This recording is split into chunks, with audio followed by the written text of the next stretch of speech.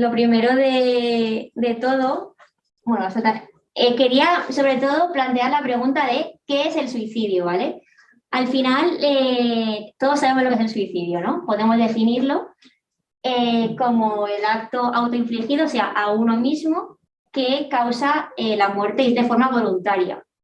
Vale, ¿todo lo que causa la muerte a uno mismo es suicidio? No. ¿Por qué? Un accidente de tráfico, si no tiene la intencionalidad de matarse, por así decirlo, no sería suicidio, ¿vale? Entonces, para que realmente sea suicidio tienen que cumplirse dos cosas, que es la letalidad, que es que acaba en muerte, y la intencionalidad, que es tener el propósito de quitarse la vida. Si al final es un accidente, pues lógicamente no es un suicidio, ¿vale? Vamos a saber diferenciar en esos términos. Vale. Los conceptos básicos importantes para entender y saber diferenciar diferentes términos de suicidio, porque no todo es suicidio, ¿vale? Las autolesiones no suicidas. ¿Qué son las autolesiones no suicidas? Pues al final es esas quemaduras, esos cortes en la piel, ese tipo de rozaduras hechas a conciencia, pero sin la idea sin la idea de la muerte. Al final es un poco para castigar al cuerpo, pues un poco también está relacionado con algunas enfermedades, algunas patologías, ¿vale? Pero es importante decir que eso no busca la muerte, simplemente busca, pues bueno, por así decirlo, como fastidiar el cuerpo, ¿no? Como castigarte a ti mismo. El riesgo del suicidio es la posibilidad que tiene una persona de llegar al acto del suicidio. Se suele medir en leve, moderado y alto, como todo en general, ¿vale? La tentativa es el acto suicida fallido. Es cuando una persona se intenta suicidar, pero no lo consigue. Eso se llamaría tentativa de autolítica o de suicidio. Por otra parte, tenemos la ideación suicida, que es todos los pensamientos que tiene la persona. Desde ¿dónde me voy a suicidar? ¿Cómo lo voy a hacer? ¿Por qué? O sea, al final es todos esos pensamientos que le pasan a la persona por la cabeza que hacen que al final acabe en suicidio. La comunicación suicida, que es esas manifestaciones que te hace la persona de me voy a suicidar, quiero acabar con mi vida, ¿vale? Es esa forma de expresarlo al resto. Y ya por último, como todos conocemos, pues el propio acto del suicidio. Vale, vamos a hablar de datos estadísticos que al fin y al cabo los tenemos todos accesibles, pero normalmente no suelen ni aparecer, ni los solemos buscar, ni nada, ¿vale? Es importante. 700.000 personas mueren al año a causa del suicidio en todo el mundo.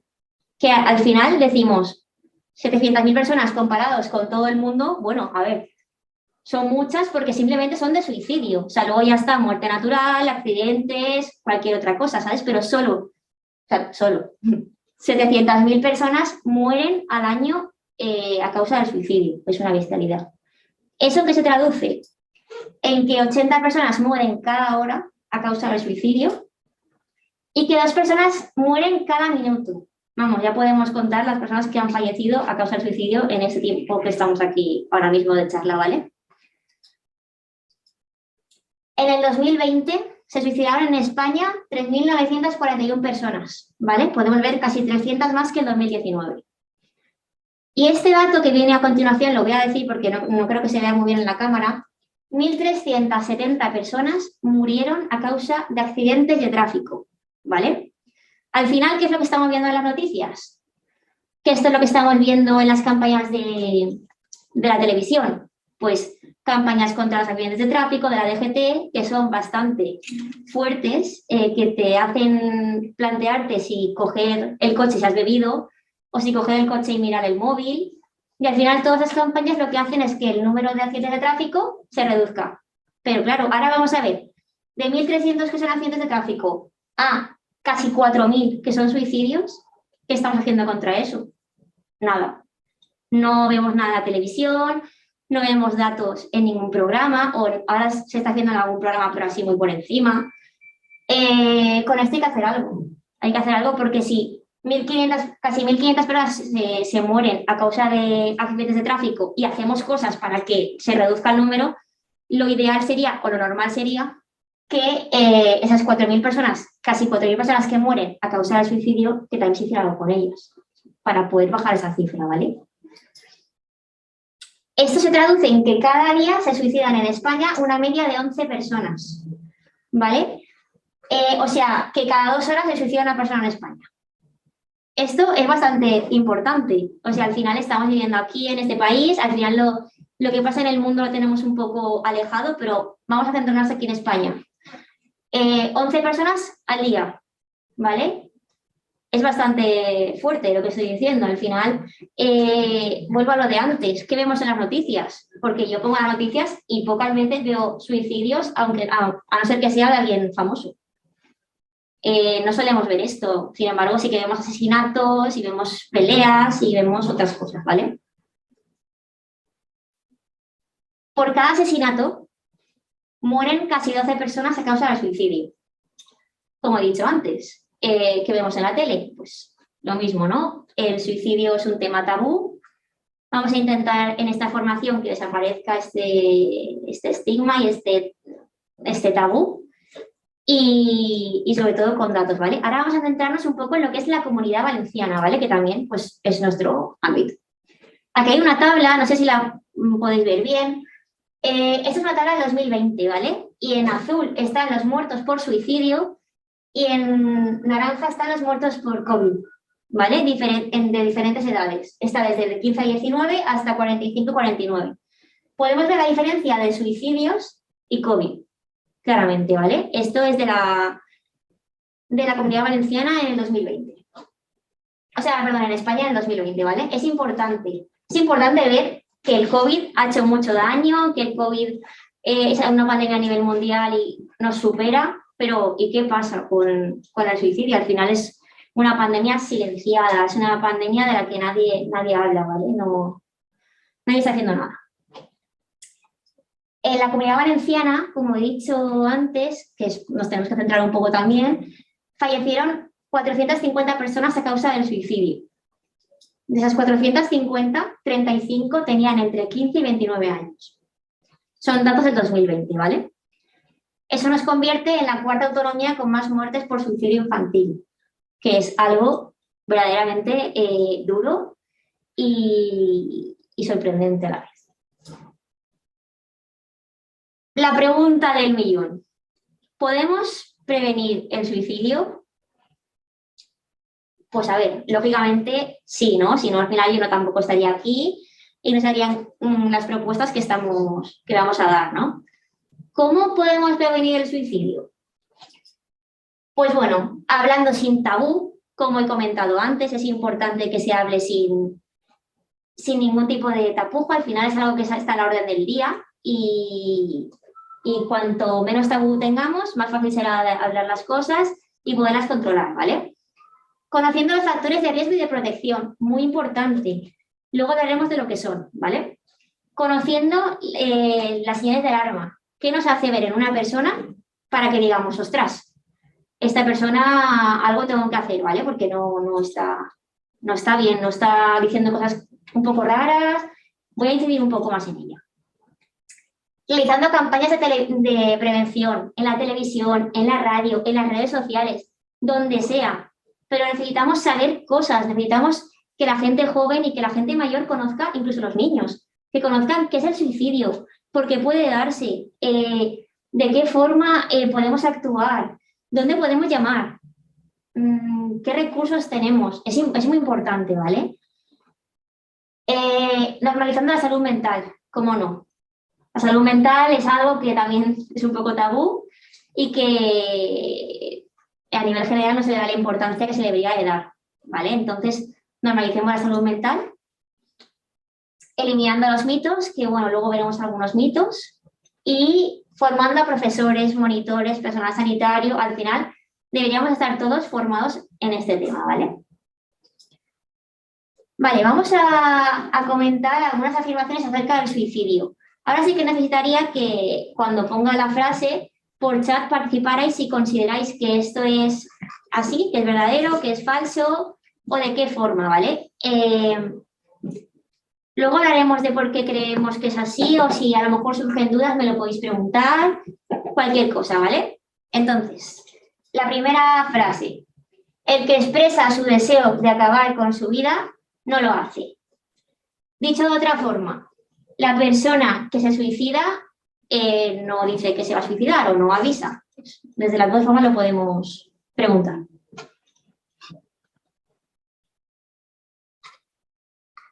Sobre todo están diciendo falso, falso, algún que otro verdadero, verdadero, falso, falso, falso, falso.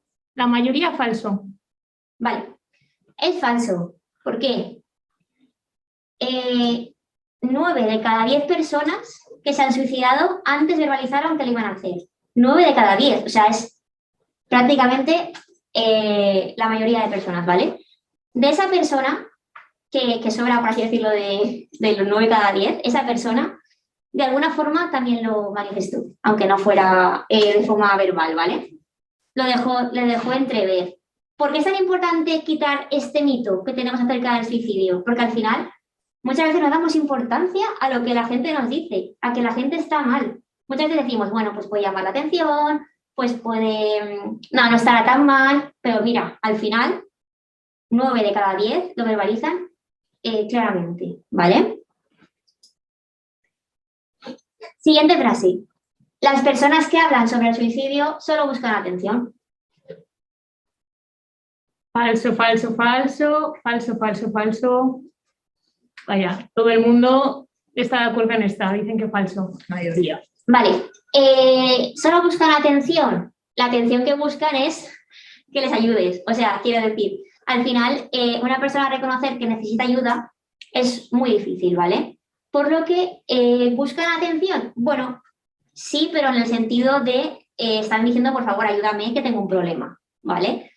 Entonces, lo único que buscan es pedir ayuda, que alguien les escuche, que alguien les dé una solución distinta a morir, a suicidarse.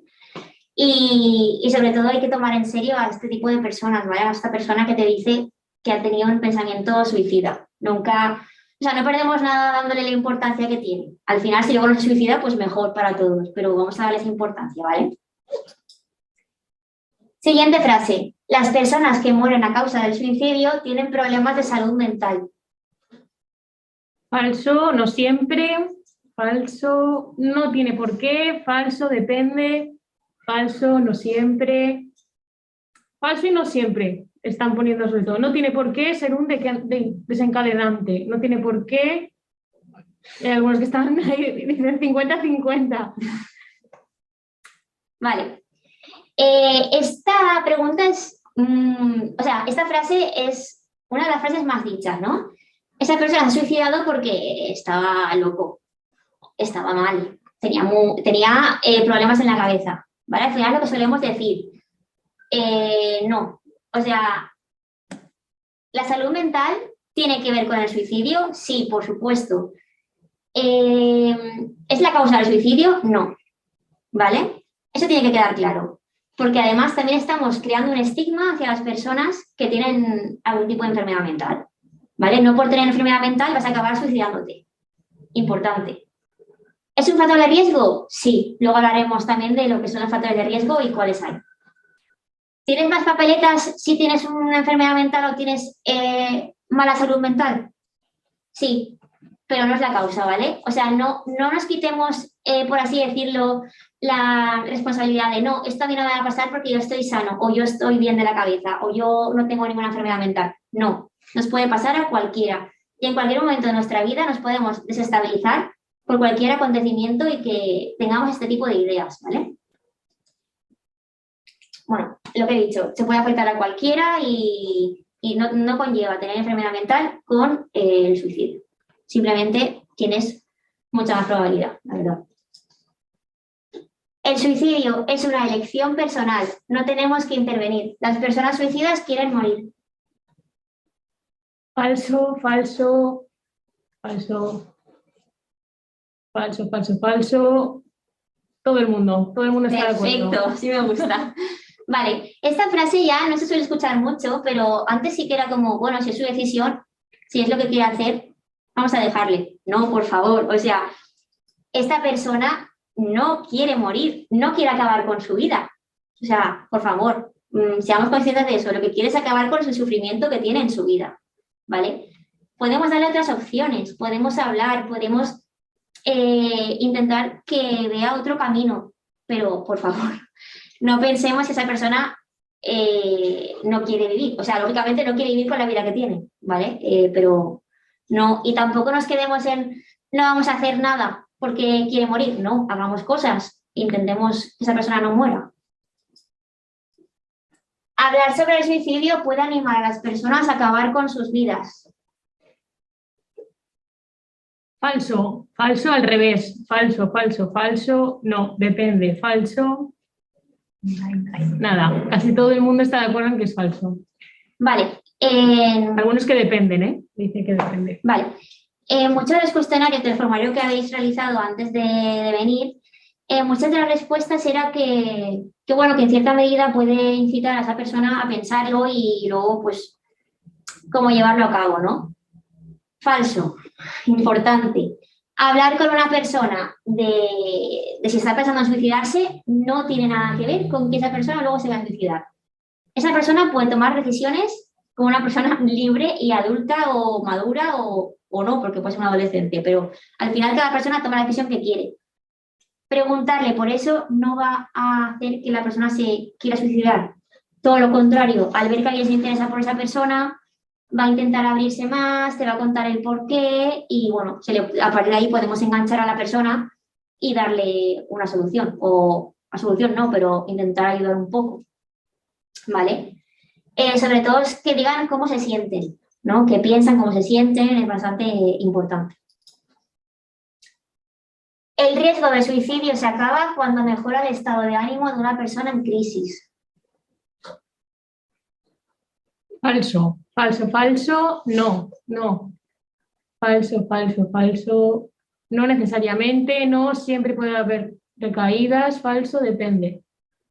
Vale, aquí sí que quiero incidir en algo importante, ¿vale? Muchas veces cuando vemos a una persona que está deprimida y de repente, deprimida o con ideación suicida y de repente, de un día para otro la vemos, yo qué sé, bien vestida, con ganas no sé, como activa, con ganas de vivir, que se va de compras, que, ¿sabes? Como una persona completamente activa, decimos, ostras, oye, mira, parece que poco a poco va mejorando. No, es todo lo contrario, ¿vale? Una persona que tiene un proceso de depresión o de cualquier tipo de patología y está en ideación suicida, está en ese proceso, esa mejora quiere decir que esa persona ha tomado una decisión y por eso está de esa forma. O sea, al final se ha quitado el peso de encima de tener que pensar en cómo lo voy a hacer, por qué lo voy a hacer y tal. Entonces, es importante saber que cuando hay una mejora en esa vida de repente, posiblemente es porque esa persona ya toma la decisión, ya sabe lo que va a hacer y cuándo lo va a hacer, y entonces pues está descansando, está disfrutando el tiempo que le queda, ¿vale? Entonces, ¿qué hay que hacer cuando pase eso? Estar al loro, o sea, estar pendiente de la persona, de cómo actúa. Lógicamente no podemos seguir a la persona por su casa, ni podemos entrar a su habitación, ni podemos hacer mucho, pero estar pendiente, preguntarle, ¿vale? Bueno, esta la voy a saltar, lógicamente, si se puede prevenir. Vale. La medicación es el mejor tratamiento para el suicidio. Falso, no, obvio que no. Falso, falso, falso, falso. No, no, no, no, no. Me gusta, me gusta. Nada. Muy bien, muy bien. No. Perfecto, así me gusta. No, la medicación no es el mejor tratamiento, ni incluso los antidepresivos no reducen las tendencias suicidas, ¿vale? ¿Qué pasa cuando una persona que no tiene ganas de levantarse, que no tiene ganas de hacer nada, que está pensando en suicidarse, que no tiene ganas de vivir, de repente le damos un fármaco que lo activa y que le da toda esa energía que le falta? Pues que posiblemente, si antes no se levantaba de la cama para llevar a cabo nada, ahora lo hará, ¿vale? Esto no quiere decir, que muchas veces también me lo han preguntado, esto no quiere decir que una persona que tiene ya una serie de fármacos por su depresión o por su enfermedad, por lo que sea, haya que quitárselos en el momento que te dicen que se van a suicidar. No, porque entonces ahí sí que se van a suicidar, porque le has quitado de golpe la medicación. Estamos hablando de una persona que no tiene ninguna medicación, te dice que tiene pensamientos o ideación suicida y tú dices, sí, pues te voy a recetar medicamento. No, ¿vale? Es algo independiente. Acercarse a una persona en crisis suicida sin la correspondiente preparación para ello es perjudicial. Falso, no. Aquí la gente está Pensando. Falso, sí. Depende, falso. Ahí no lo sé, dicen también por ahí. Depende. A mí me da respeto. Dicen que diría que es verdadero, no sé. Hay un poco. Vale, esto sí que es verdad que normalmente suele haber un poco de controversia, ¿no? ¿Por qué? Porque sí que es verdad que da un poco de miedo, si no tienes ningún tipo de preparación, acercarte a una persona que, por ejemplo, pongamos un ejemplo, está a punto de tirarse de una altura, ¿vale? De un puente o de un balcón, ¿vale? Pero no, o sea, esto es falso, ¿vale? Al final nuestro papel ahí sería aguantar a esa persona hasta que viniera la ayuda profesional, hasta que vinieran los bomberos, la policía, pero nuestra función simplemente como persona y ser humano que somos sería escuchar. ¿Qué ha pasado? Vamos a hablar un momento, ¿me puedes mirar? Distraer un poco, conversar. Al final pensar que lo peor que le puede pasar es la decisión que ha tomado, que es el suicidio. Todo lo que consigamos que no sea el suicidio está bien, ¿vale? O sea, vamos a pensar en eso. Si conseguimos que esa persona no se tire, o si conseguimos aguantarla hasta que llegue la persona profesional que pueda hablar con ella, ¿vale? Es un logro bastante grande. El suicidio está relacionado con la clase social. No, falso. Sí, falso. No, falso, totalmente falso, muy falso. Falso. Voy a cambiar la pregunta. ¿Quién se suicida más, los ricos o los pobres? Ricos. Los ricos diría yo, ambos, los ricos igual, los ricos, pobres. Los pobres diría igual. Uf, vale, eso es importante, ¿no? Porque al final pensamos que la gente que tiene menos recursos tiene más posibilidad de suicidio por el hecho de a nivel económico, ¿no? Y a nivel familiar. Pues bueno, no, no tiene nada que ver con la clase social. Pensemos en la tasa de suicidio que hay en el tercer mundo, ¿vale? Es bastante baja. Y pensemos en la tasa que hay a nivel mundial. O sea, el resto del mundo creo que es el tercer mundo, ¿vale? O sea, el primer mundo. ¿Esto quiere decir que los ricos se suicidan más que los pobres o que los pobres se suicidan más que los ricos? No. Lo que quiere decir es que la condición de ser pobre o de ser rico no te va a influenciar en el acto de suicidarte. Muchos de vosotros en otras charlas me han dicho, hombre, pero los pobres simplemente o sea, los pobres, entenderme, en la situación económica pues más baja, pues me dicen, Amparo, pero eso no puede ser porque al final los pobres tienen más preocupaciones, tienen que aguantar una familia, no tienen trabajo. Vale, sí, pero los ricos se enfrentan a otro tipo de problemas diferentes, que suele ser más por el ámbito familiar, social, ¿vale? De hecho, en las noticias vemos suicidios de gente famosa. Muy pocas veces vemos suicidios de personas de la calle, como nosotros, ¿vale? Es importante. Los medios de comunicación no pueden contribuir a la prevención de suicidio. Lógicamente, lo hemos dicho antes. Sí, pueden prevenir, deben prevenir y deben de hacer todo lo posible. Como bien hemos dicho, campañas, dónde acudir si tienes algún problema. Aquí también quiero incidir en la ayuda, ¿no? Quieren poner un número de teléfono, que es el 024, para cuando tienes algún tipo de pensamiento suicida o... Es como un teléfono como el de la Esperanza, pero es algo a nivel nacional, ¿vale? Ese teléfono, ese 024, aún no está disponible, ¿vale? Está ahí, está aprobado, pero si tú llamas aún no está hecho, ¿vale? ¿Va a ser algo positivo? Por supuesto, pero va a tener que pasar unos meses para que esté disponible, ¿vale? El único recurso que hay es el teléfono de la esperanza, hoy por hoy, a nivel de teléfono y tal. Los medios de comunicación podrían difundir, por ejemplo, ese teléfono en anuncios de televisión, podrían hacerlo en redes sociales, podrían decir las formas que hay a nivel de señales de alarma, podrían hacer un montón de cosas. Y no lo hacen porque no se les da la oportunidad y porque tampoco están formados, ¿vale? Es bastante importante lo que estoy diciendo. Hay que formar a estos profesionales.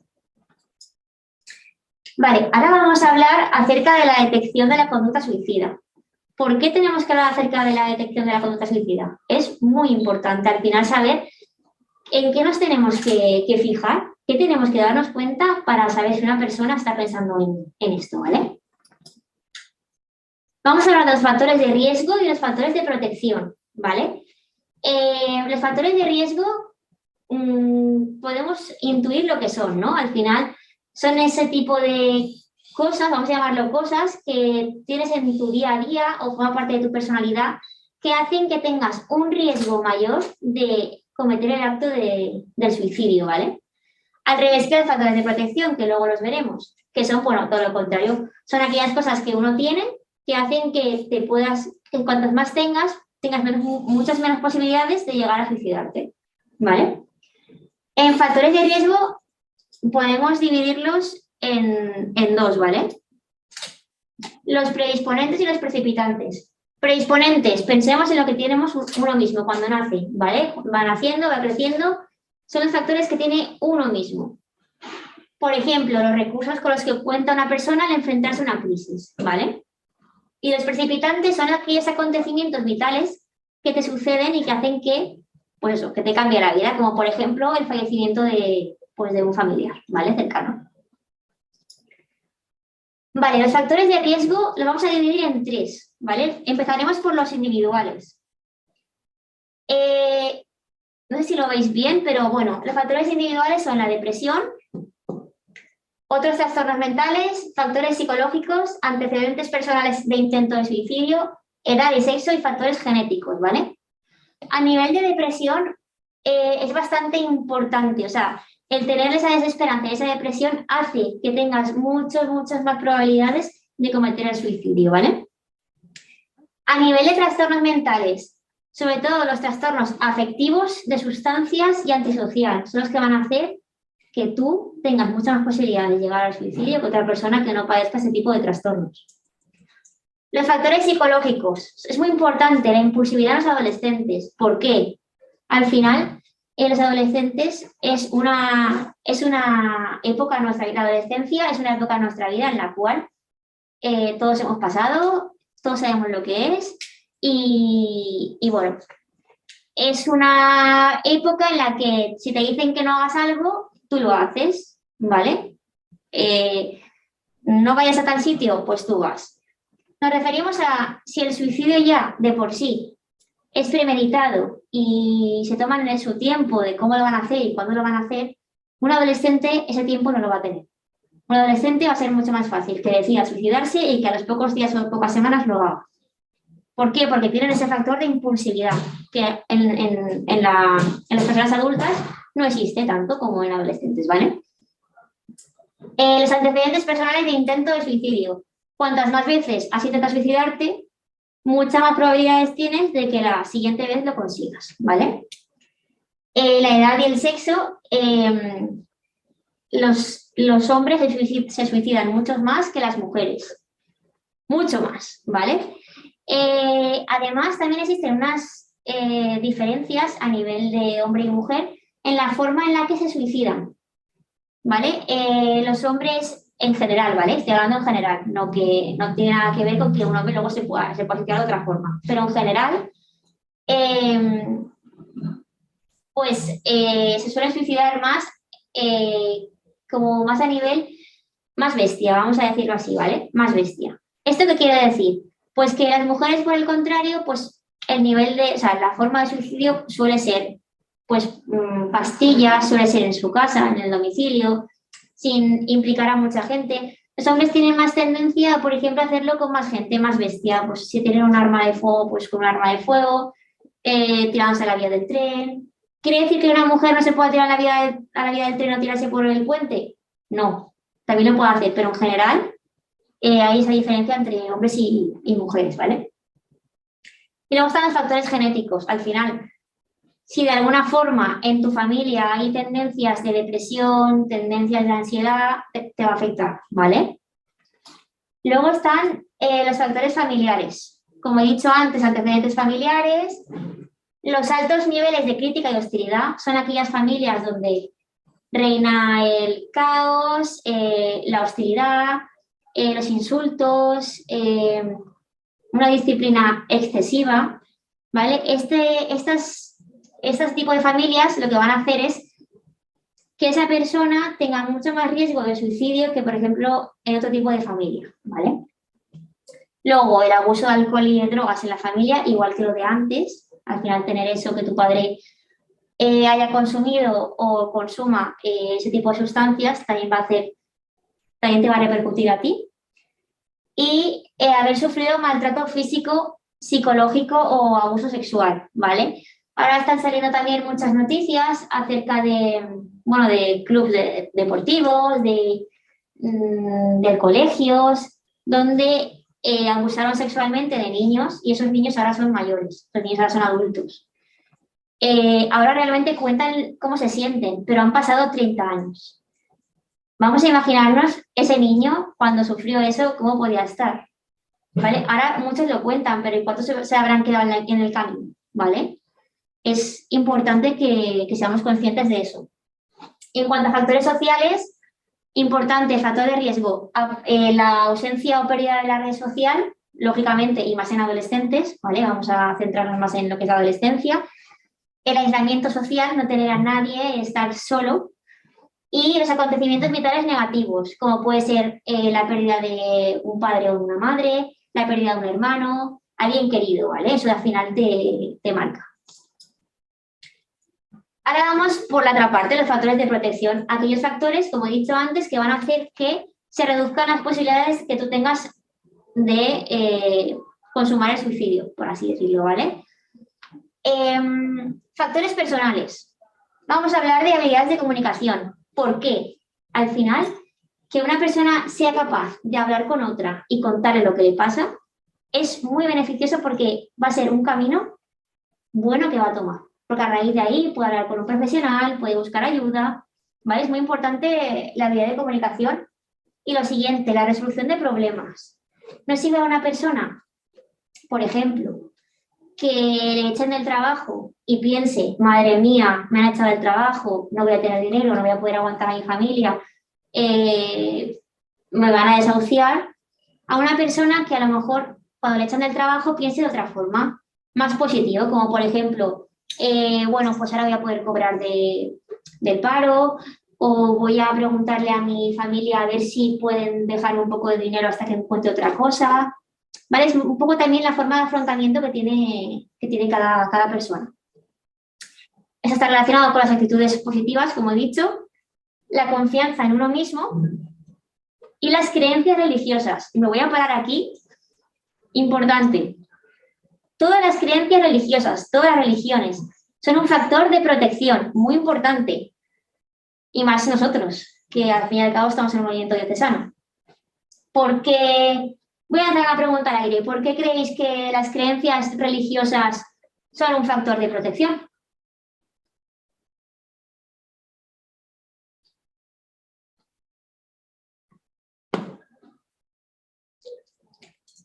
Si alguien quiere activar el micro, puede activar el micro y hablar conmigo, ¿eh? Si alguien prefiere por el micro. Dicen por aquí, porque dan un sentido a la vida, porque ofrecen un apoyo.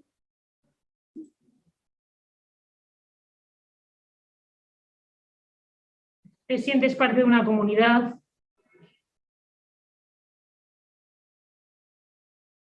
Se sienten queridos de alguna forma y apoyados.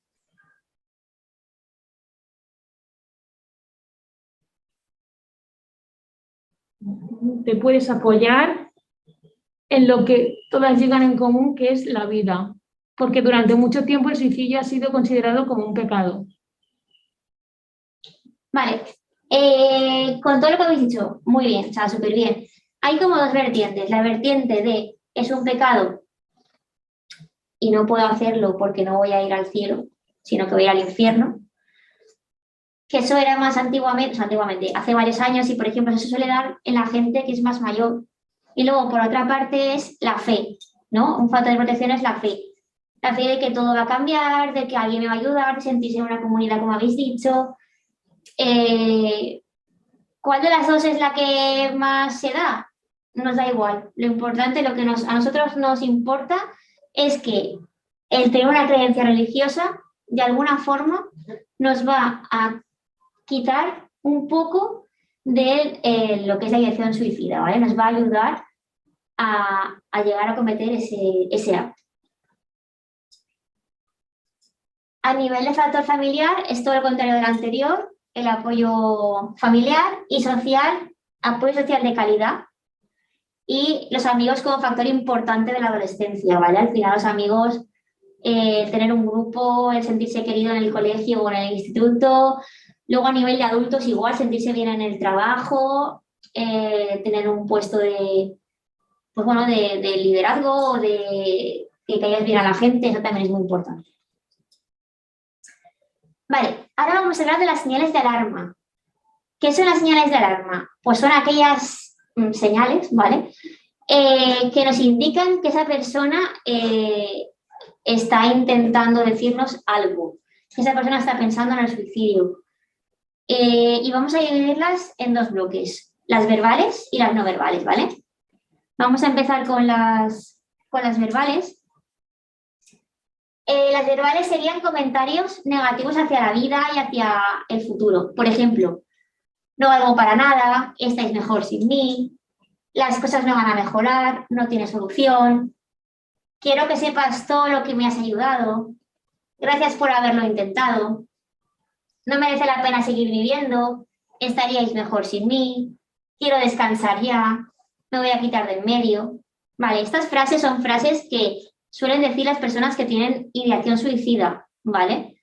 Que están pensando en suicidarse. ¿Toda la gente lo dice de esta forma? No. Habrá gente que te diga que está cansada de vivir. Habrá gente que te diga que no puedo más, que no encuentra solución a nada. O sea, van a decirlo de formas diferentes, pero en general nos tenemos que quedar con la idea básica, que es este tipo de desesperanza, de que no van a cambiar las cosas y de que hagas lo que hagas no vas a mejorar, ¿vale? Y por otra parte están las no verbales. ¿Qué serían las no verbales? Pues bueno, en los cambios repentinos de conducta, una persona que es muy activa que de repente deje de serlo, o al revés, una persona que bueno, que la ves que no es nada participativa, que de repente esté eufórica, esos cambios de actitud hay que tenerlos en cuenta. Las conductas temerarias, como por ejemplo, pues conducir a gran velocidad, cortarse con cuchillos, saltar en zonas que sabes que te puedes caer y te puedes matar. Son conductas un poco para poner como al límite la vida, ¿no? Por así decirlo. La actitud pasiva, apatía, la falta de energía, el no tener ya ganas de hacer algo que antes sí que te gustaba hacer, ¿vale? Las dificultades de concentración, las dificultades de sueño, la falta de apetito. Al final todo eso son señales que tenemos que tener en cuenta y sobre todo cogerlas para luego poder hablar con esa persona y decirle, ¿estás bien? ¿Cómo te encuentras? ¿Puedo ayudarte en algo? ¿Qué necesitas? ¿Vale? Importante. Bueno, cualquier duda que tengáis podéis pararme y preguntarme sin ningún problema. Vale, vamos a hablar ahora de los indicios clave.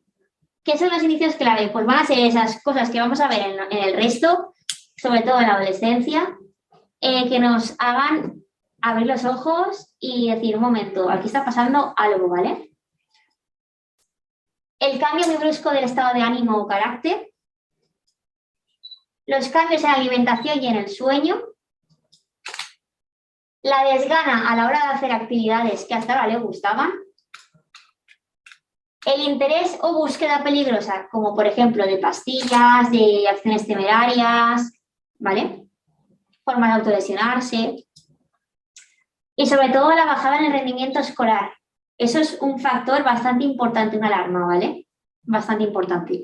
Y que realmente nos podemos dar cuenta, porque nosotros como padres lo podemos saber, nosotros como profesores lo podemos saber y nosotros como educadores de tiempo libre lo podemos saber, porque al final hablamos con los críos y al final sabemos si van bien, si van mal, nos comentan cómo van en clase, ¿vale? Vale, ahora vamos a hablar de los primeros auxilios psicológicos. Importante. ¿Qué son los primeros auxilios psicológicos?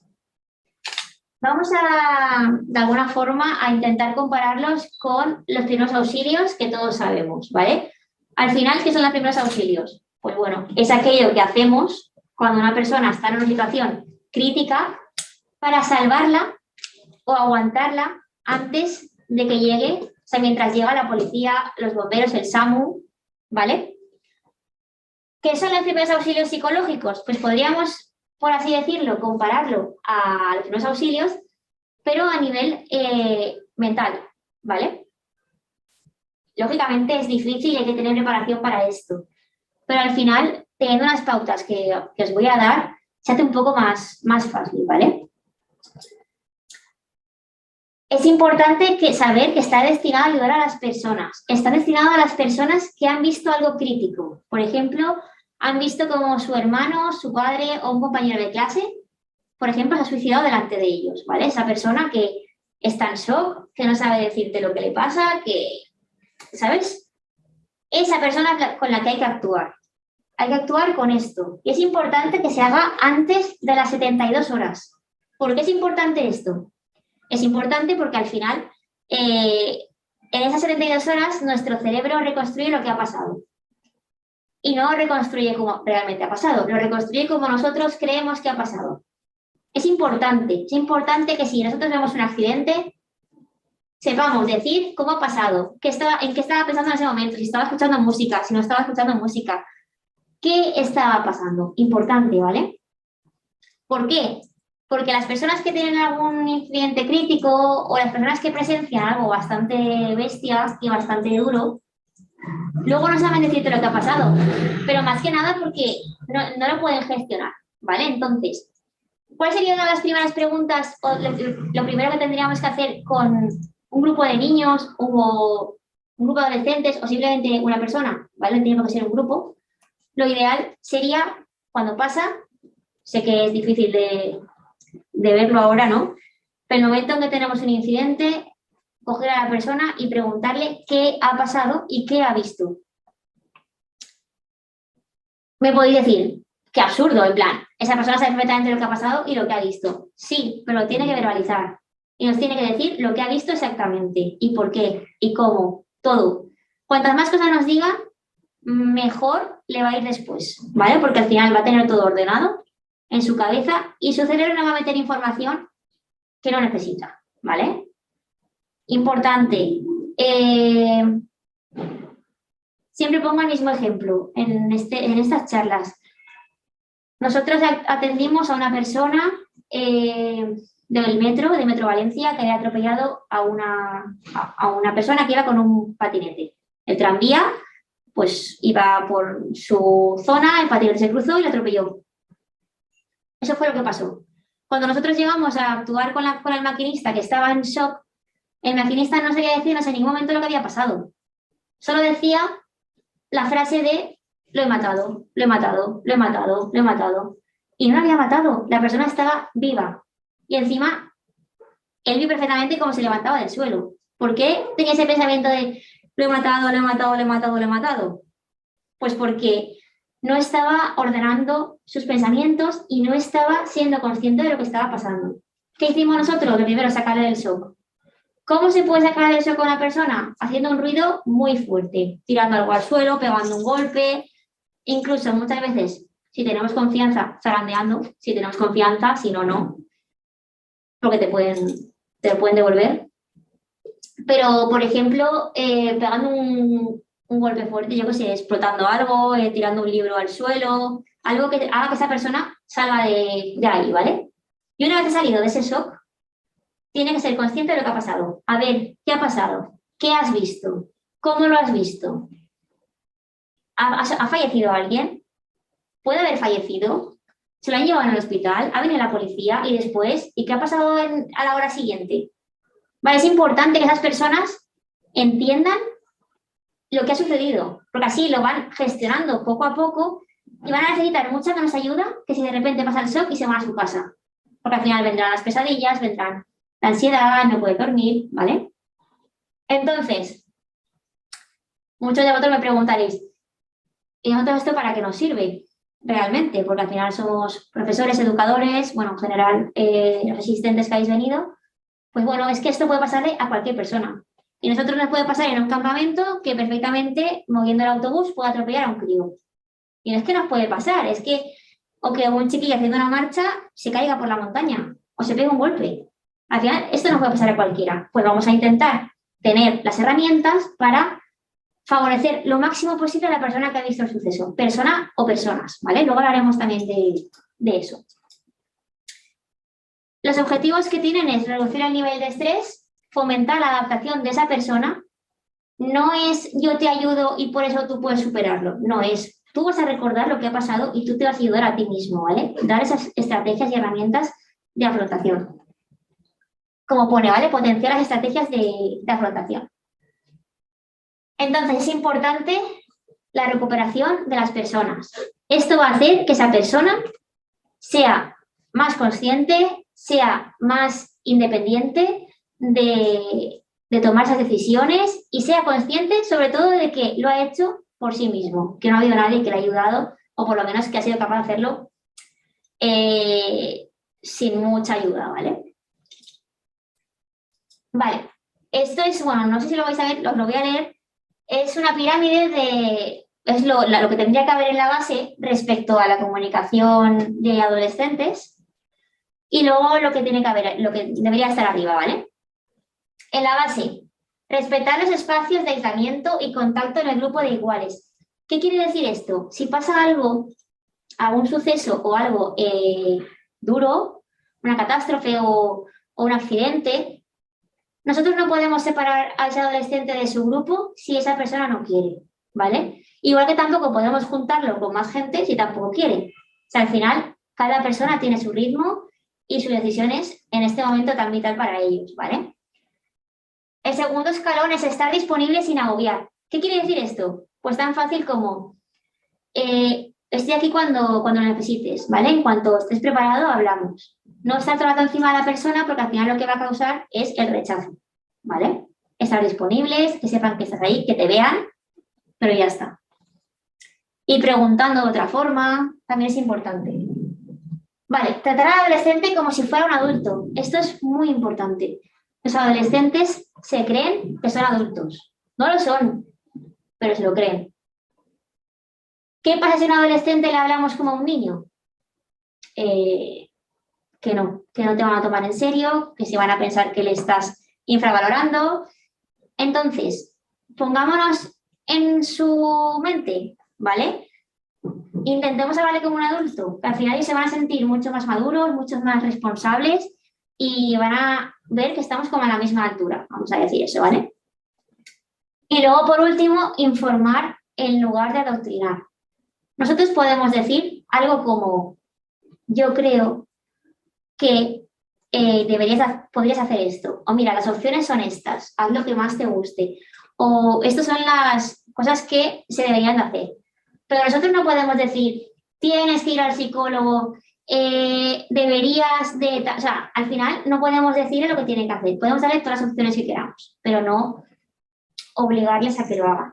Al final cada uno tiene un proceso y si no es por una forma, lo haremos por la otra, ¿vale? Vale, los consejos para la comunicación con adolescentes. Importante.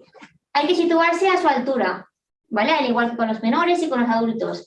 ¿Qué quiere decir esto? Muchos adolescentes posiblemente sean más grandes que yo. No quiere decir que me tengan que coger un taburete para llegar a su altura. No, lo que quiere decir es que cuando algo pasa, normalmente la gente está sentada en una silla, ¿vale? para hablar con ellos no debemos hablar desde lo alto, deberíamos de agacharnos y hablar desde su altura, al igual que si fuera un adulto o si fuera un niño. Un niño si está de pie, lógicamente, pues también agacharnos para que nos vea como un igual, ¿vale? Importante. Escucharlos con atención, ¿vale? Preguntar cómo están viviendo lo que les está pasando, ¿vale? Hacerles saber que está bien expresar los sentimientos, que no pasa nada porque lloren, porque griten, porque peguen golpes, porque corran. Al final todo es válido en este tipo de situaciones. Hablarles con un lenguaje sencillo y transmitiendo seguridad. ¿Qué hemos dicho? Los adolescentes se creen que son adultos, pero no son adultos, ¿vale? Hay que hablarles de una forma sencilla, de una forma clara, que ellos puedan entender, ¿vale? Y sobre todo la información que se dé tiene que ser simple, del aquí y del ahora. Si nos preguntan qué pasará en X días, no, tiene que ser ahora, cómo estás ahora, cómo te sientes, qué vas a hacer, pero no ni en el pasado ni en el futuro, nos centramos en el ahora, ¿vale? Vale, ahora vamos a ver las pautas de actuación que tenemos o que podemos tener ante el riesgo suicida. Antes de empezar, quería comentar que estas pautas están sacadas de los protocolos de los colegios. ¿Por qué? Porque nosotros, como movimiento de actividades de tiempo libre, no tenemos ningún protocolo para este tipo de situaciones, que es lo que yo reclamo en esta formación y con esta presentación, ¿vale?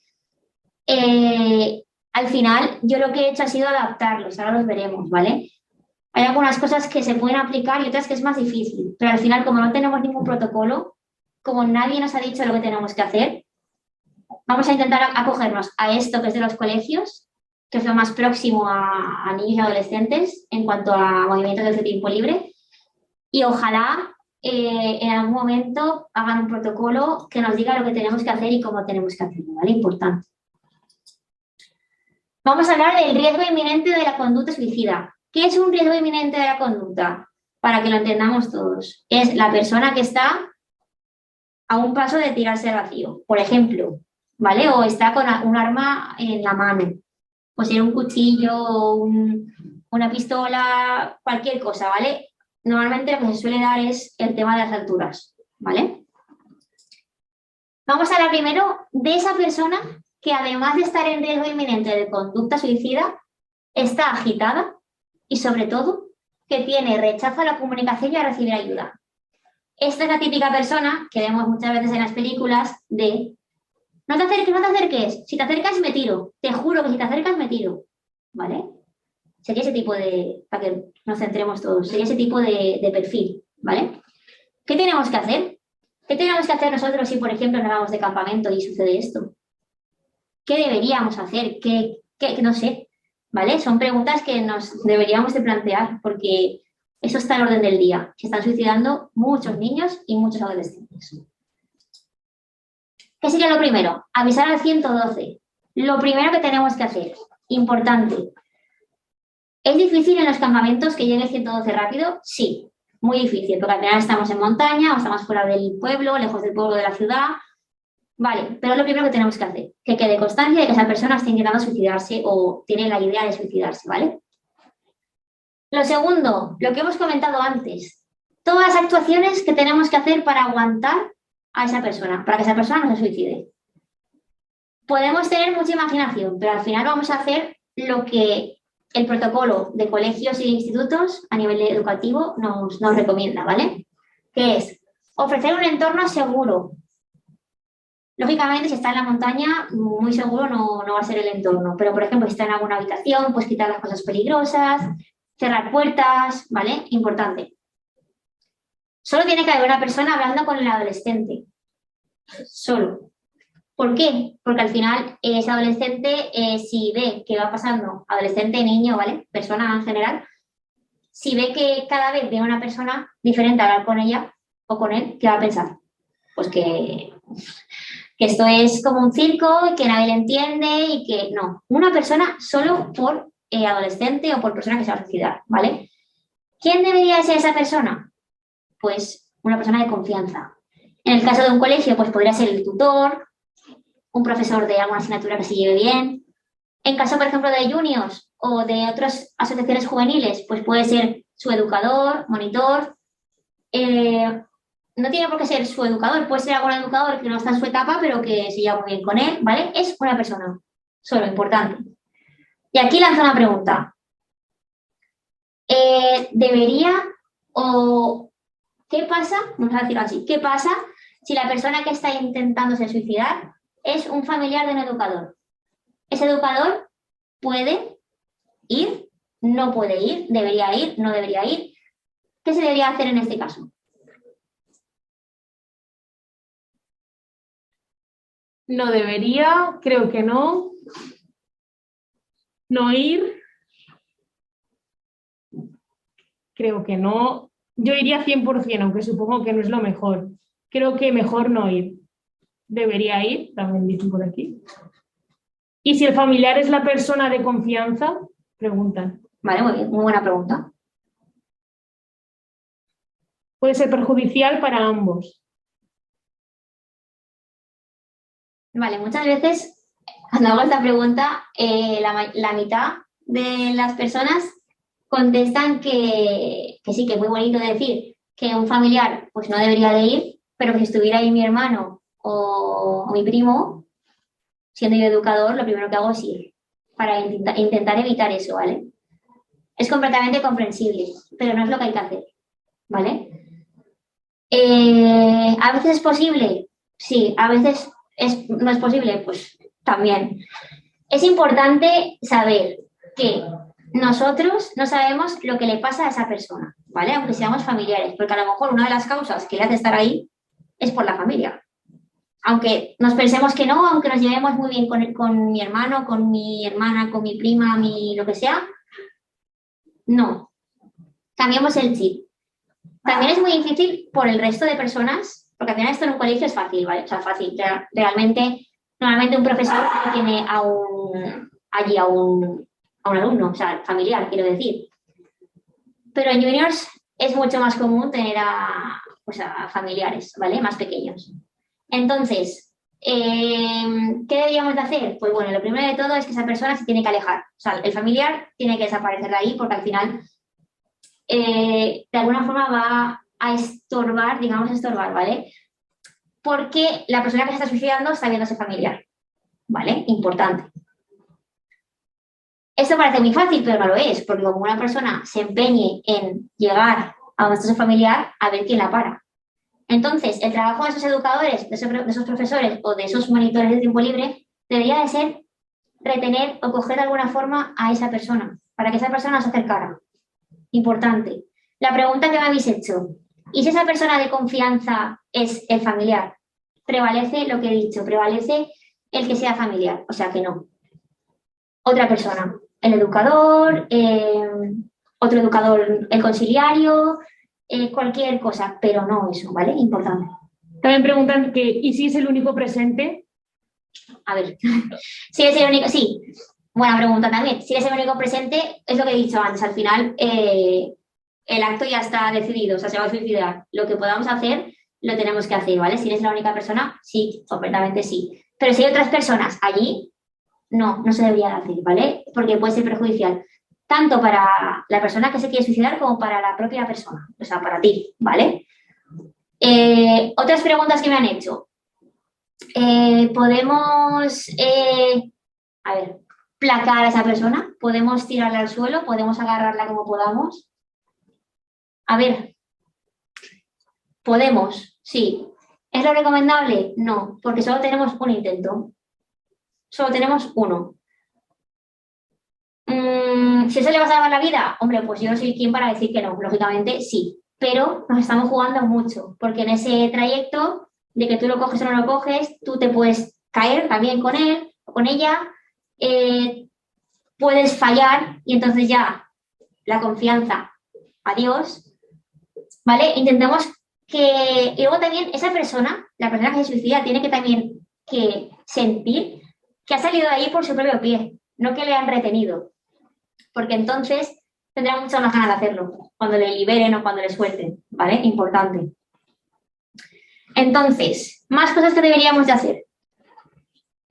Mantener el contacto visual siempre y no acercarse sin pedir permiso. Como hemos dicho, esa persona está agitada y no quiere comunicarse contigo, ¿vale? Contacto visual. Importante ver la conducta no verbal, ¿vale? Muy importante en ellos. ¿Qué es la conducta no verbal? Pues si está haciendo algún movimiento con la mano, si está temblando, ¿vale? Lo que no nos está diciendo.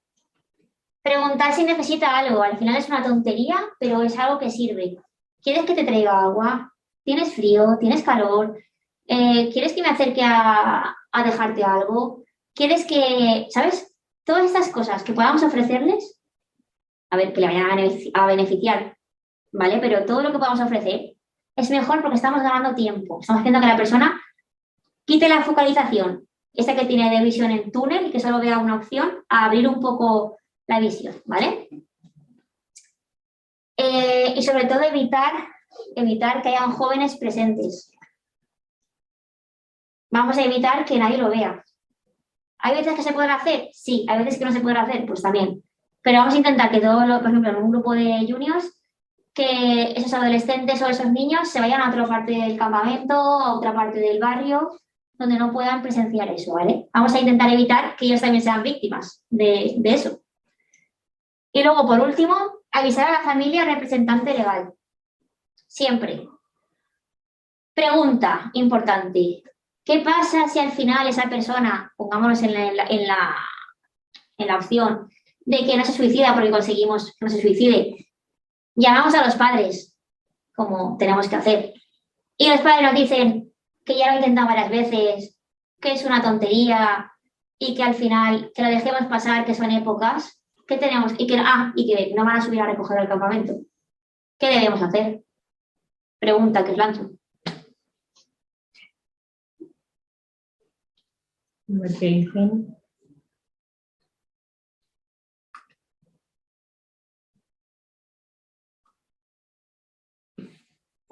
Dicen directamente, bajarlo nosotros mismos por su salud. Yo creo que se avisaría de esto a los servicios de emergencia cuando llegasen, ¿no? En el caso de, como hemos llamado, 112 en teoría.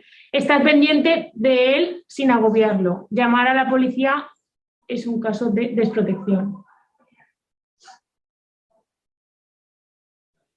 Hablar con él mientras otra persona llama al 112, o sea, en resumidas, yo creo que esperar a que venga la policía y demás y hablar con ellos. Hacer conscientes a los padres de la problemática, intentar concienciar a los padres de que su hijo necesita ayuda.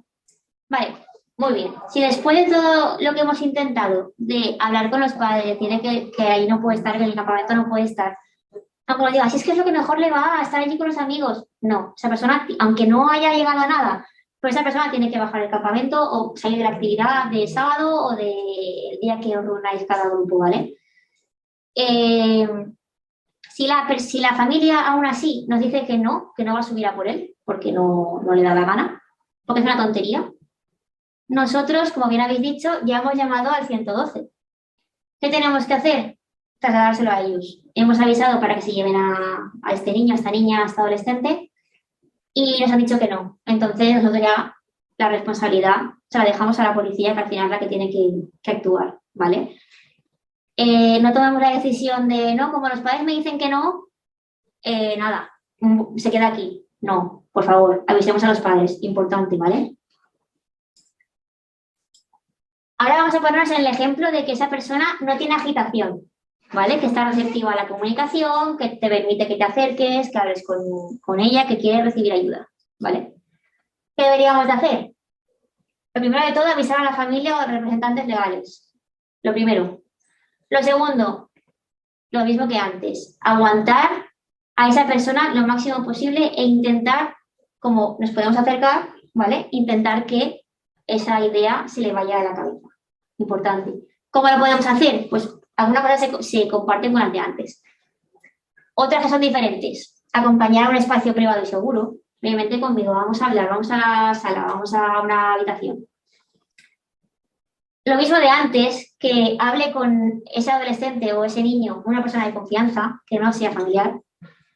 No perder de vista la conducta no verbal, como he dicho antes, preguntar si necesita algo, escucha activa, y luego, como también ha recalcado, evitar que hayan jóvenes. ¿Vale? Eso sería lo que deberíamos de hacer, lo que nos dice el protocolo de educación que deberíamos de hacer.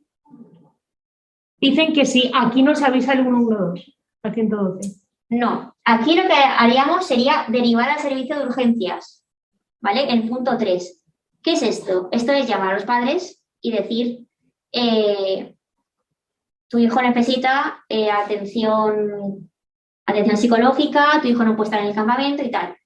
Pongámonos en la opción de que dice, vale, pues nada, los padres llegan, se bajan al hospital más cercano. ¿Nosotros podemos saber si lo han llevado o no al hospital? No. Pero igual cuando volvemos de campamento, que tampoco sabemos si le están dando la medicación, si no se la están dando, entendemos que sí, ¿no? Que al final lo van a hacer. ¿Qué pasa si, lo del mismo de antes, los padres directamente te dicen que no, que al final si no le ha pasado nada, si no está ni agitado? Aquí no llamamos a la policía desde un primer momento, pero si los padres nos dicen que no quieren hacerse cargo de ese menor, que no les hacerse cargo, me refiero a subir a por ellos al campamento o recogerlos de la actividad. Si no le dan la importancia, volvemos otra vez a llamar a la policía. Lógicamente no estarán ahí, porque no los hemos llamado antes, pero sí podemos llamar por teléfono. Somos juniors o somos el movimiento juvenil tal, nos ha pasado esto, hemos llamado al tutor legal o a los padres y nos han dicho que no van a venir a por ellos. Dejo conocimiento, o sea, hago el conocimiento de esto a vosotros y ya es como que tu responsabilidad la dejas a manos de la policía. La policía ya sabrá si llama a sus padres, si llama al hospital para que hable con él, con los padres de una persona de salud mental. Pero esa responsabilidad en cuanto a educador o en cuanto a monitor de tiempo libre, ya nos la hemos quitado, ¿vale? Importante. Vale, ahora vamos a ver una persona que tenga posibilidad de riesgo suicida, pero a nivel de ideación suicida, o sea, que te diga que está pensando en suicidarse, que lo ha pensado, que se le ha pasado por la cabeza, que tiene pensamientos así, ¿vale? ¿Qué deberíamos de hacer? Deberíamos de mantener la calma, no alarmarnos. Vale, dice alguien que se le había ido un poco la conexión y dice que no sabía, se lo habías comentado, pero si podías poner un ejemplo de este tipo, o sea, de cómo sería un caso así, sin agitación, receptivo y tal, o sea, que él se muestre. Bueno, o sea, es lo mismo que el anterior, que el primero, o sea, es lo mismo, imaginaos una persona en la montaña que se va a tirar o en un balcón, pero es la persona que acepta que te acerques. O sea, es la persona que acepta hablar contigo, que mira hacia los lados, no solo está focalizado, sino que acepta que te acerques, que incluso le toques, le digas, le hables. No es la persona de, no te acerques a mí que me tiro. O sea, esa agitación no la tiene. Es todo muy relajado. Vale, y también dicen que es cuando hablas de policía, si te refieres a nacional, local, guardia civil o a quién. Tú llamas al 112 y ellos ya se encargan de movilizar a normalmente suele ser la Guardia Civil por tema de, porque estamos en la montaña, pueblos y tal. Pero tú llamas al 112 y ellos lo derivan todo. Ellos saben lo que tienen que hacer. O sea, nosotros al final, a lo mejor te mandan un SAMU, a lo mejor te mandan a los bomberos, a lo mejor te mandan a la Nacional o a la Guardia Civil. Ellos saben lo que tienen que hacer. Nosotros lo importante es llamar al 112, siempre, ¿vale? Vale, lo que estaba comentando, esta persona que te confía que se quiere suicidar, pero no está en ello. O sea, simplemente, pues imaginaos un momento de confianza o un momento de reunión, de formación, de lo que sea, te dice esa persona, mira, estoy pensando en esto, tengo este pensamiento, ¿vale? Pues como he dicho, no alarmarse, ayudar a que nos cuente sus problemas y ayudar a que nos cuente cómo se siente, hablar poco, que hable esa persona, ¿vale? Tocarle no es sobarle ni incomodarle, no. Tocarle es ponerle la mano en el hombro, ponerle la mano en la rodilla, es algo que te reconforta y que hace que esa persona, de alguna forma, a ver, somos humanos y es como que sientes la confianza, sientes el apoyo en el contacto, ¿vale? Ahora con el COVID sí que es verdad que lo hemos perdido un poco, pero es importante eso. Muy, muy, muy, muy, muy importante. No hablar de uno mismo ni ponerse como ejemplo. Ay, sí, yo pasé por lo mismo que tú. Me acuerdo cuando era adolescente también tenía las mismas dudas. También me puse como tú. No, nunca. Nunca hay que poner un ejemplo de una cosa que o no has vivido y aunque lo hayas vivido, no sabes el grado de sufrimiento que tiene la otra persona ni de la forma que lo está asumiendo, ¿vale? Importante. Dicen también, y en el caso de que llamamos a la policía para que se lo lleven porque los padres pasan, ¿la persona no se sentiría abandonada por la persona en la que ha confiado? O sea, ¿el educador se refiere? Sí. No, o sea, a ver, nosotros no podemos dejar atender a una persona a nivel físico por la traición que va a suponer. O sea, quiero decir, antes de nada está la salud física y psicológica de esa persona. Antes de me ha traicionado, no ha confiado en mí. Al final, lo comentaremos más adelante, pero al final hay que ser sinceras con esa persona. Vamos a llamar a tus padres. Lógicamente, no cuando estás ahí en pleno, ¿sabes? No. Cuando ya está tranquila, cuando ya hemos hablado, ya hemos quitado ese peligro, se lo tenemos que comentar a tus padres, ¿vale? Luego ya lo llamar a la policía. No llamar a la policía, al final es lo que tenemos que hacer. ¿El niño se va a enterar? Sí. ¿El niño sabrá perfectamente cómo son sus padres? Sí, también. Pues es lo que tenemos que hacer. Al final es algo que no podemos plantearnos. Tenemos que hacerlo por obligación. Vale, dicen que en el caso de que el menor se tenga que ir con la policía, por ejemplo, o algo así, dicen si se puede acompañar, si el educador se puede ir. Se puede acompañar. A ver, es importante recalcar que este protocolo está sacado de los colegios. Y en un colegio no pasa ni mucho menos lo que puede pasar en un campamento a nivel de ciudad, a nivel de educadores, de profesores, de confianza que tenemos con los niños o no, o dejamos de tener, ¿vale? Lo de llamar a la policía normalmente no es para que la policía venga y se lleve al niño. No, lo que hacen es, de alguna forma, invitar a los padres a que lo recojan. Y no es igual que se lo diga a una persona de 20 años, como podemos ser nosotros, a una persona como es un policía. Le tienen mucho más respeto y, bueno, pueden como amenazarle de llamar a servicios sociales o de abrir algún tipo de poner algún tipo de denuncia y eso también va a hacer que recojan al niño. A ver, hay que intentar lo máximo posible que el chiquillo no se entere o el adolescente. ¿Es difícil? Sí. Pero vamos a intentar que esos trámites los lleve otra persona y no la que está con el adolescente. ¿Vale? Que al final se tiene que estar fijo con la persona. Importante. ¿Y si te toca a ti el marrón porque tú eres, vamos a decir marrón porque es un marrón grande tener que ir a una persona que te está diciendo que se va a suicidar, ¿vale?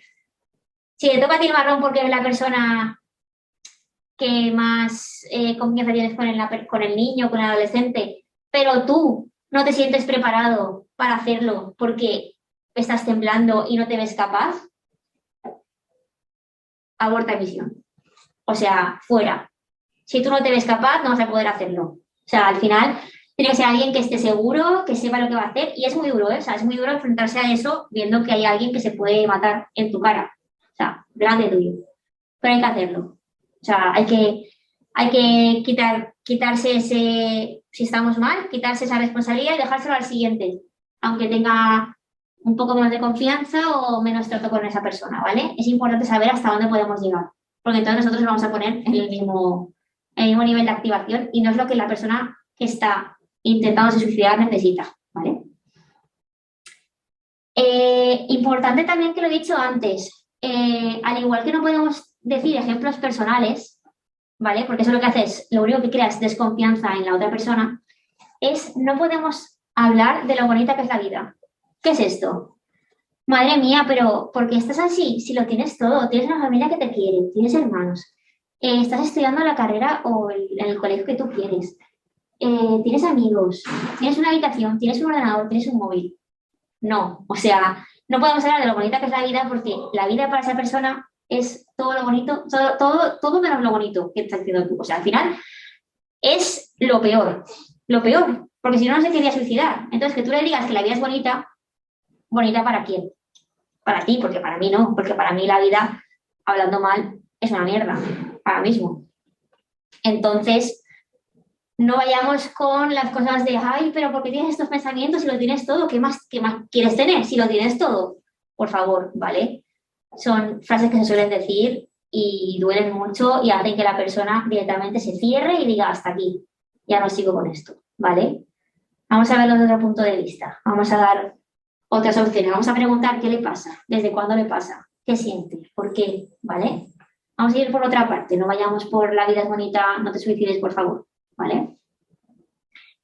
Y sobre todo, bueno, como he dicho antes, remitir a la persona a salud mental. Si es una persona adolescente, aún puedes un poco decirle, mira, pues yo te aconsejo que hay una asociación o hay un apartado, hay una parte en el hospital de salud mental que para el que puedes ir. Vale, siendo claros, la salud mental en este país actualmente es desastrosa a nivel de sanidad pública, quiero decir, y no tiene para nada la función que debería de tener, ¿vale? Ni en adolescentes, ni en niños, ni en adultos, ni en personas mayores. Están completamente desbordados y no se está dando recursos económicos para atender a ese tipo de personas. Entonces, que yo ahora mismo os diga, remitir a la persona a salud mental de un hospital público es como decir que coja sangre de unicornio, ¿vale? Porque al final la cita la tiene cada 3 meses. Y cada 3 meses la persona o se ha suicidado ya o no sé, ¿vale? ¿A qué podemos remitirlo? A un psicólogo que pueda ir, privado, que conozcamos. No podemos hacer más, ¿vale? Las cosas están como están ahora mismo, no se le da la importancia que se le tiene que dar, ni hay recursos, ni hay dinero, ni hay interés de momento por hacer nada. Entonces, ¿qué sería lo ideal? Remitir a la persona a salud mental. ¿Podemos hacerlo? Bueno, no. Solo a un psicólogo privado, por ejemplo.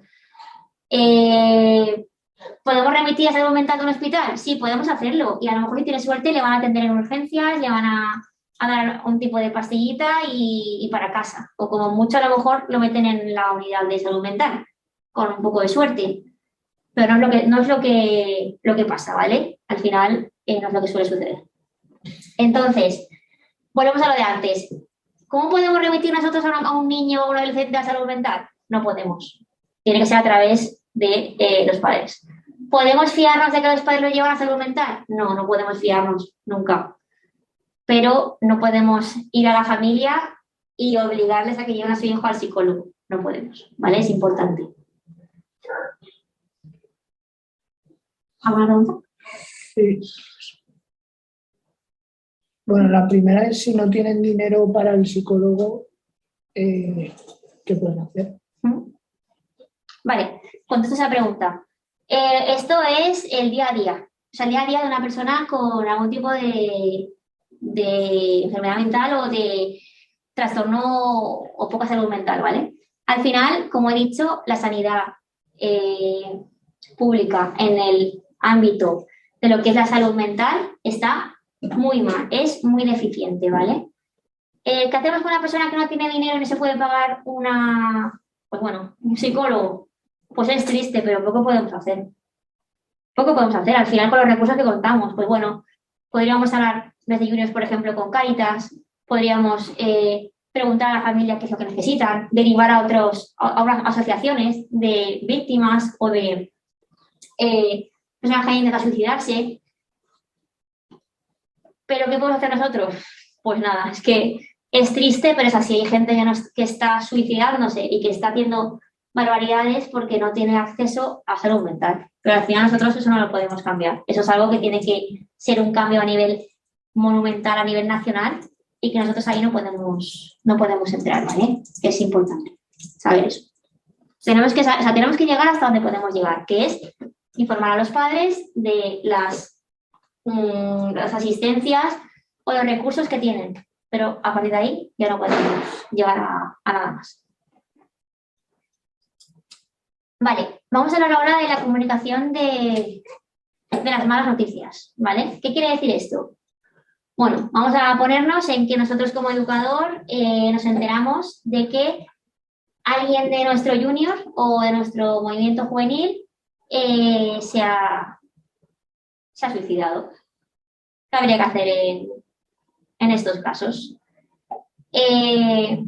Bueno, como es una pregunta así muy abierta, voy a plantear la pregunta de... Bueno, ¿había otra pregunta de antes? ¿O qué puedo decir? No, decían que hay ayuntamientos que a través de servicios sociales tienen psicólogos para ciertos casos. Sí, pero son casos vamos, uno cada 1 millón y muy malos. O sea, son casos que son de extrema gravedad. Vale, la pregunta que quería hacer. ¿Qué creéis que tendríamos que hacer cuando nos enteramos de que una persona de nuestro grupo o de nuestro centro juniors o centro de ocio y tiempo libre se ha suicidado. Adolescente, niño, ¿qué deberíamos hacer? ¿Qué sería lo primero que deberíamos hacer? Preguntarle. Comunicarlo con total normalidad.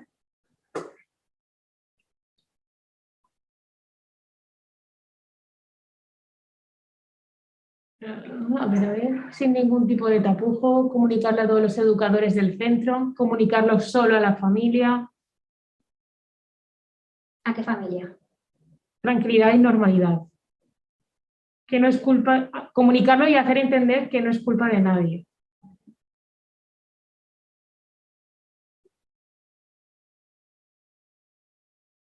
Vale. ¿Qué deberíamos hacer? Importante, ¿vale? ¿Cómo deberíamos de abordarlo en el centro, en la asociación, en lo que nosotros tengamos o donde estemos trabajando nosotros, ¿vale? Importante, el educador que reciba primero la noticia se tiene que comunicar con el jefe de centro. Jefe de centro, responsable de la asociación, ¿vale? El que mande más en la asociación. Nosotros, por ejemplo, en Juniors también deberíamos de comunicarse al conciliario, ¿vale? ¿Qué haremos después? Esta persona convocará, o sea, esta persona me refiero al jefe de centro o jefa de centro, convocará una reunión extraordinaria, donde lo ideal sería que acudieran todos los educadores y conciliario, ¿vale? Importante. ¿Qué hacemos en esa reunión? Tenemos que ponernos de acuerdo para comentar qué vamos a decir sobre lo que ha pasado. ¿Por qué? Todos los educadores tienen que decir la misma versión. Uno no puede decir una cosa y el otro en otra etapa decir la otra, porque al final se van a cruzar las versiones y se va a saber que alguien o está diciendo la verdad o está mintiendo o que ha pasado algo, ¿vale? Hay que pensar cómo se lo decimos a el resto de grupos o a las familias. Bueno, y a las familias, ¿vale? ¿Quién se encargará? ¿Cuándo se hará? ¿Vale? Y si contamos en el centro con algún profesional de psicología, ya sería lo ideal que esa persona se encargara de hacer ese trabajo, ¿vale? Si no, pues a cada educador le toca a su grupo. Un educador, como he dicho, se haría cargo de las familias y otro educador pues sería a cargo de un poco de el conciliario, zona y otras gestiones, ¿vale? Vale. Antes de esto, ¿qué es lo primero que deberíamos de hacer antes de crear la reunión extraordinaria?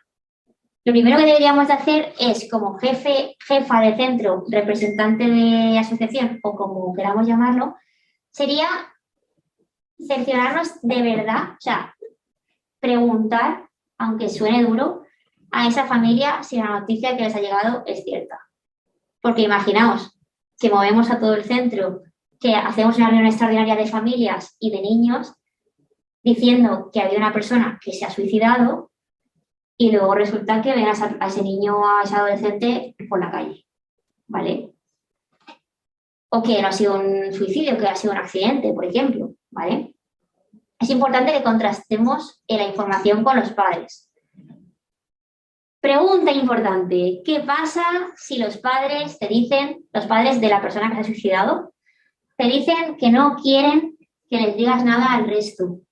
O que si les dices algo que no digas que es un suicidio, que ha sido un accidente o cualquier otra cosa. ¿Qué tenemos que hacer?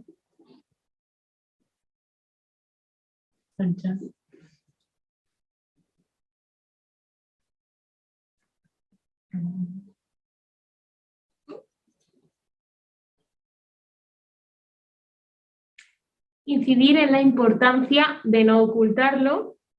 A ver, me están por aquí.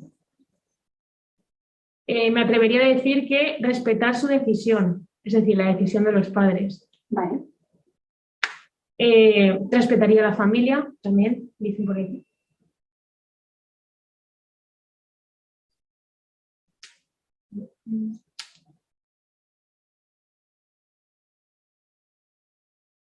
Vale, importante. importante como todo lo que, lo que estoy diciendo, que para mí todo es importante. Pero vamos a incidir en la forma de comunicación. Si la familia de esa víctima nos dice que no quieren que se sepa que se ha suicidado o que no quieren que digamos suicidio, quieren que digamos accidente, no podemos hacer. No podemos decir una cosa que no ha sido. ¿Por qué? Porque al final se acabará sabiendo la verdad en el colegio o a través de un padre.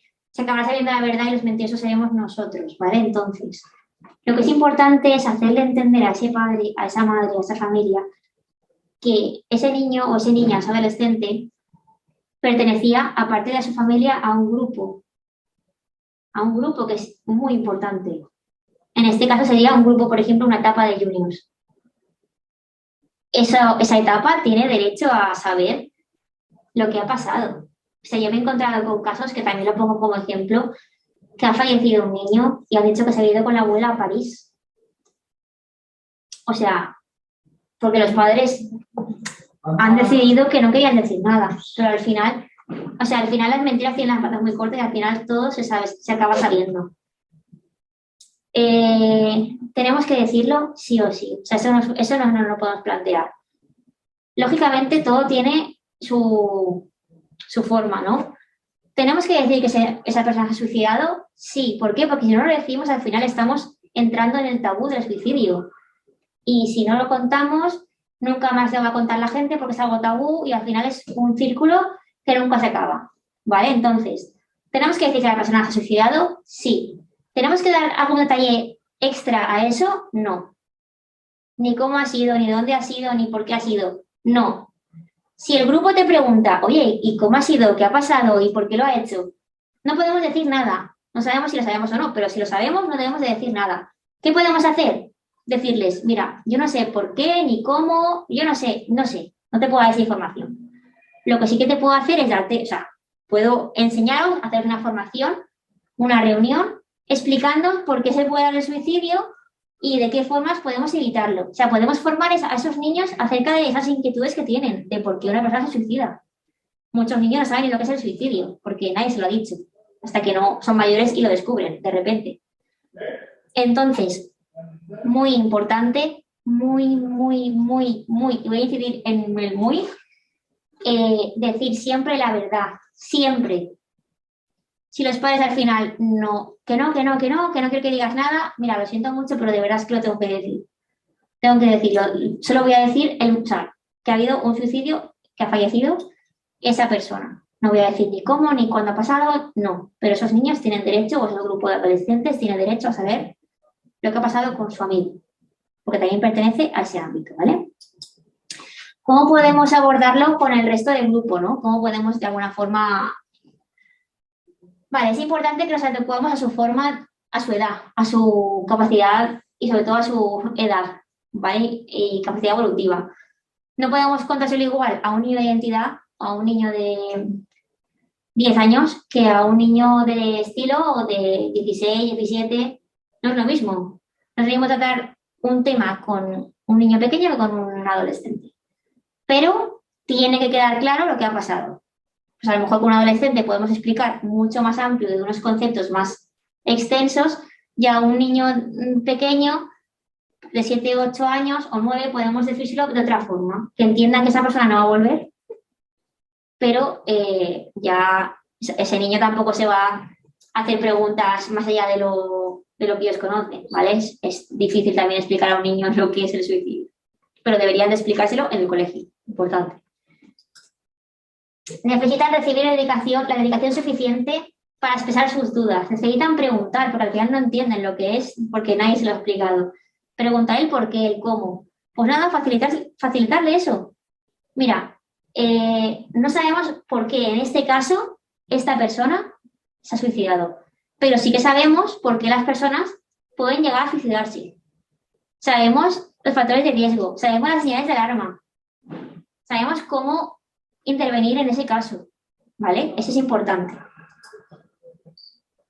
Debería ser lo antes posible tras el suicidio. Nosotros, por ejemplo, si nos reunimos una vez a la semana, pues debería de ser lo antes posible, no dejarlo pasar, siempre lo antes posible.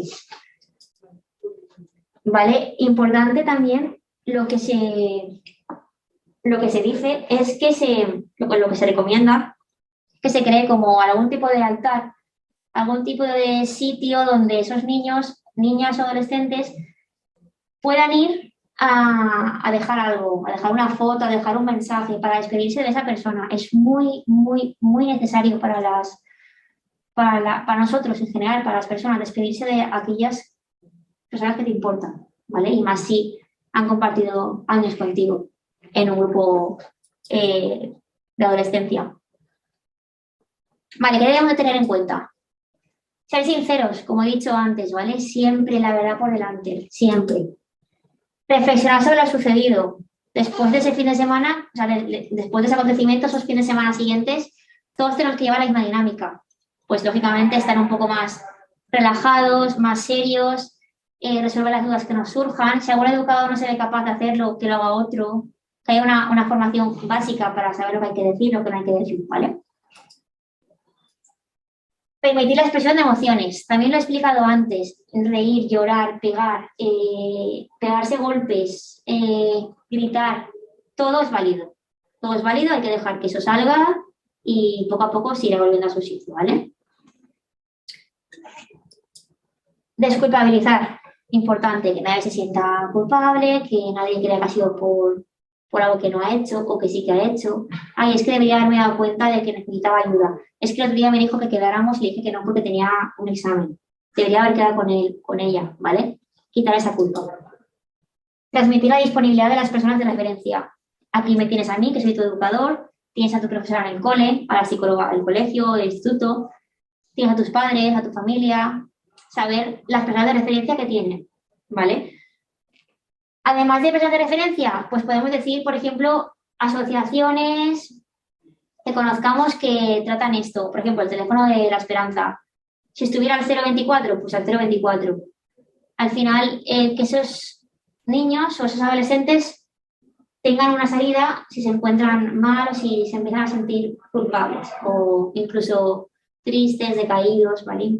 Eso es lo que deberíamos de hacer. Vale, ahora nada, hablaremos del duelo, por último. Creo que todos sabemos lo que es el duelo. No voy a preguntar cuántas fases son porque lo vais a buscar por internet. Pero bueno, son 5 fases del duelo. Importante. ¿Vale? Bueno, primero, ¿qué es el duelo? El duelo es ese proceso que pasa desde que tienes una pérdida hasta que aceptas que esa pérdida se ha hecho, ¿vale? Y ya no va a volver. ¿Tiene que ser una muerte una muerte? No. Puede ser una pérdida de un trabajo, puede ser dejar una relación, puede ser que un familiar tuyo ha muerto. Es la pérdida, pues a nivel económico, personal, familiar, ¿vale?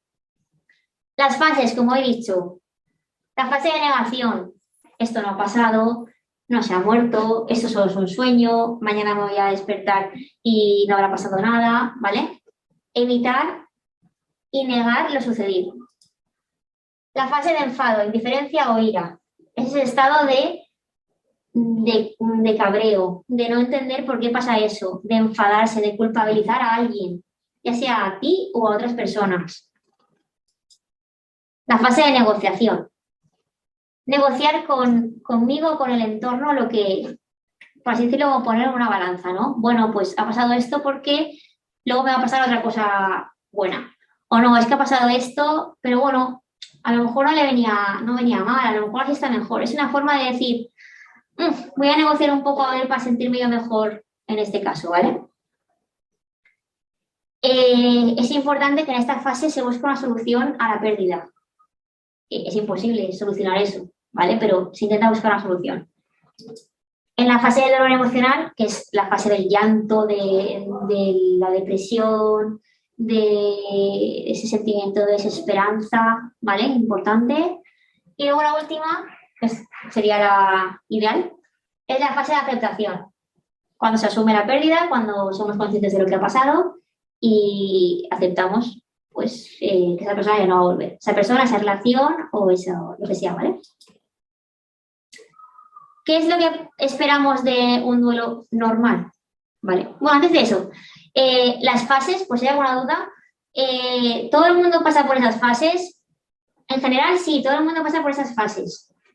Las fases son en orden creciente o decreciente. No, las fases pueden ir para adelante, para atrás, ¿vale? En general, o sea, no tiene por qué ser primero una, luego la otra, luego la otra. No, pueden ir variando, pueden ir cambiando y saltándose fases, pero siempre o sea, siempre acaba en aceptación. Eso está claro, ¿vale? Los tiempos, depende de la persona. Hay personas que están mucho tiempo en negación y personas que a lo mejor la aceptación la tienen en una semana o en 2 semanas. ¿Vale? Aclarar eso también, por si había alguna duda.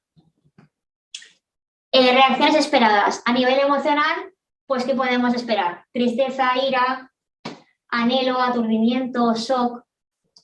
A nivel de sensaciones físicas, opresión en el pecho, sensación de vacío gástrico, dificultad para respirar, debilidad, falta de energía. A nivel de cognición, confusión, preocupación, sensación de presencia, que es esto que notamos como que alguien está con nosotros cuando ha fallecido, que lo notamos, que lo sentimos. A nivel de conductas, trastornos del sueño, del apetito, distracción. Importante también es que la gente normalmente lo que suele hacer es ir al sitio donde compartían experiencias con esa persona que ha fallecido. Eso es algo normal, es algo que esperamos que pase en algo del duelo. Pero ¿en qué reacciones tenemos que dar cuenta y prestar atención? Que ya no serían normales. Sentirse culpable de la muerte, ¿vale? Si hubiera hecho esto, si hubiera hecho lo otro. Cambiar radicalmente de conducta. Aislarse. Comentar que la mejor solución ante el sufrimiento es la muerte y que el suicidio supone un acto de valentía. Quitar todo eso de la mente. No es ni de ser valiente ni de ser cobarde, no tiene nada que ver con esas palabras, ¿vale? Convertir al compañero o compañera en un héroe, ¿vale? Pues mira, quería acabar con su vida, pues lo ha conseguido. Ole él, ole ella, ¿vale? No, se nos quitan eso de la cabeza. Manifestar que no le gusta vivir. Amenazar con quitarse la vida. Y desprenderse de objetos que son importantes para la persona.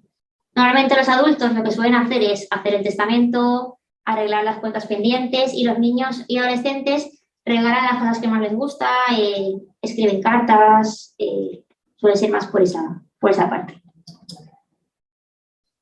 Y bueno, despedirse, como he dicho, mediante cartas, ¿vale?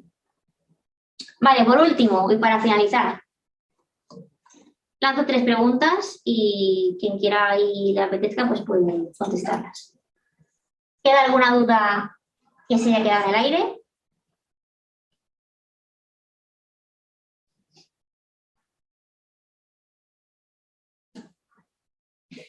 Si no contestáis, entiendo que no. Yo deduzco que no. De momento, nadie. Así que... Vale. ¿Qué es lo que más me ha servido de esta formación? Así, en general. O lo que más necesitabais.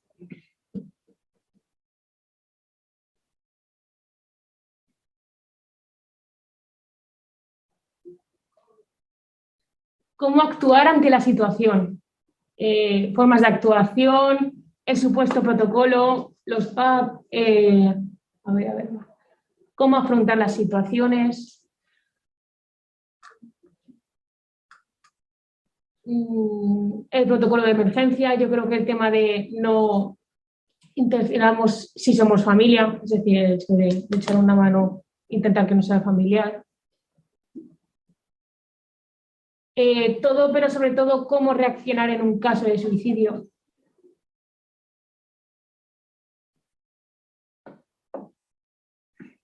El protocolo. Vale. Y por último, y entre las preguntas más importantes, por el hecho de lo que estoy reivindicando yo hoy aquí también, ¿vale? ¿Son necesarios estos conocimientos para un MAT? ¿Un monitor de actividades de tiempo libre? ¿Y por qué? Sí, por supuesto, totalmente. Necesario, sí. Sí, por supuesto.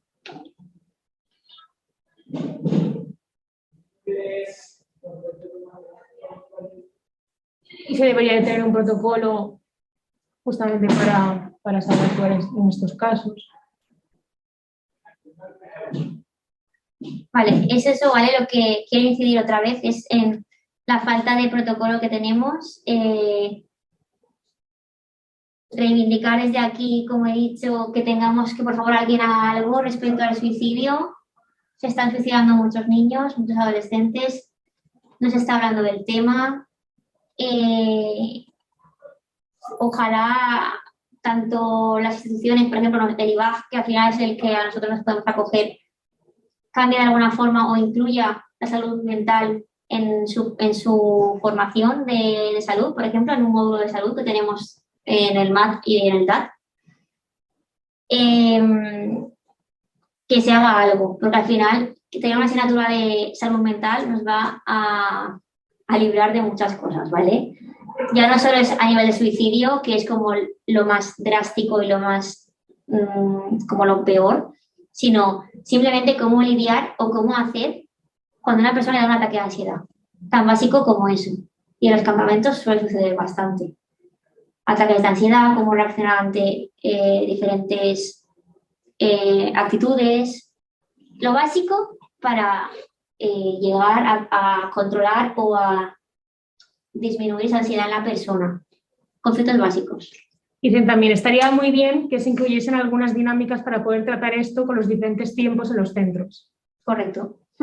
Todo esto, o sea, podéis proponerlo y se puede hacer. O sea, al final hay gente profesional que está dispuesto a hacerlo y que es necesario. Al final es una necesidad brutal que tenemos y que hoy en día está habiendo mucho esta situación y esta amenaza, porque al final es una amenaza hacia nosotros y no tenemos recursos. La verdad es que no tenemos recursos para afrontarlo. Entonces, pues, bueno, yo quería también poner en valor estas formaciones, estas dinámicas, el poder llegar a vosotros, que cualquier duda que tengáis, pues me podéis preguntar,